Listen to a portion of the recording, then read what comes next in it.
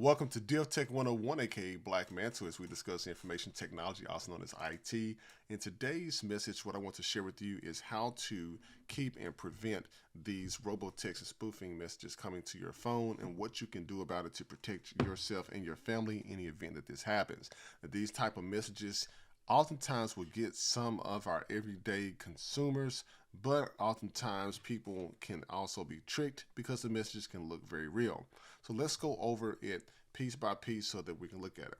So if you notice, as I'm looking at my phone here, what I want to show you is you end up getting like a text message that looks like this here. And the text message is going to come from an unidentified number. And in that unidentified number, it's going to basically have some type of message that's going to make you believe that that is actually true, but in reality, it is not. And so I'm going to show you how you can get rid of this from actually happening. Now, when I got the message on my phone, now what I did is I actually ended up just getting the text message coming in. So I read it. And what made me think about it and want to research it more is I knew I didn't order anything from UPS, and I haven't ordered anything for that week that this came in. So I started doing my research, but then even outside of that, I don't like to text back numbers that I don't recognize, especially if they don't pop up in the contacts portion of your phone, especially at the top there. So that was one of the first giveaways there that didn't make any sense. So what you would do is when you get these type of messages, people, what you can do is go ahead and you can just kind of hold your finger.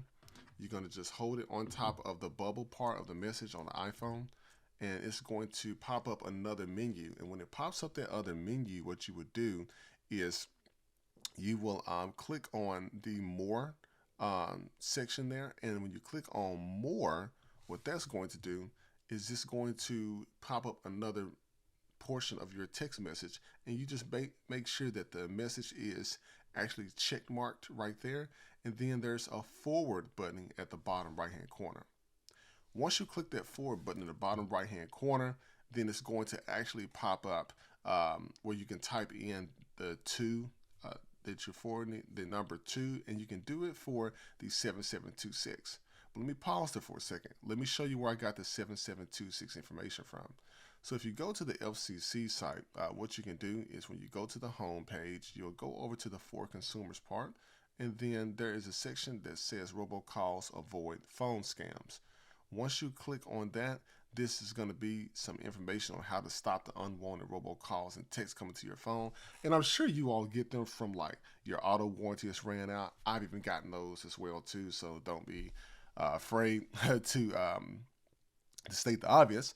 But when you're going through there, just look down at the bottom, and it's got some more useful tips that you will use.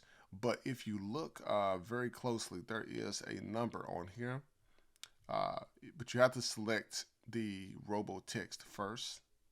And then if you notice, there are some numbers down here, 7726, or spell out the word spam, okay?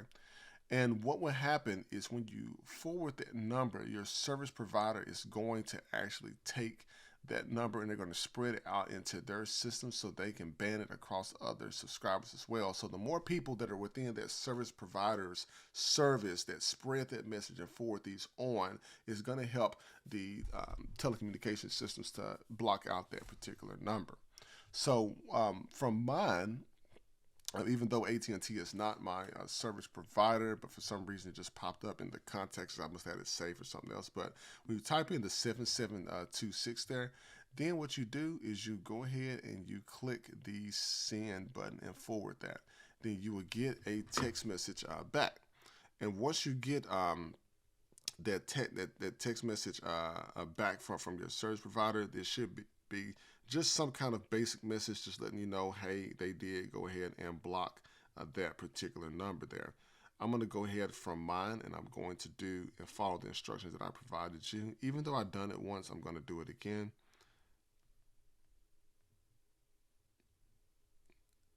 All right. And so I went ahead and did that again.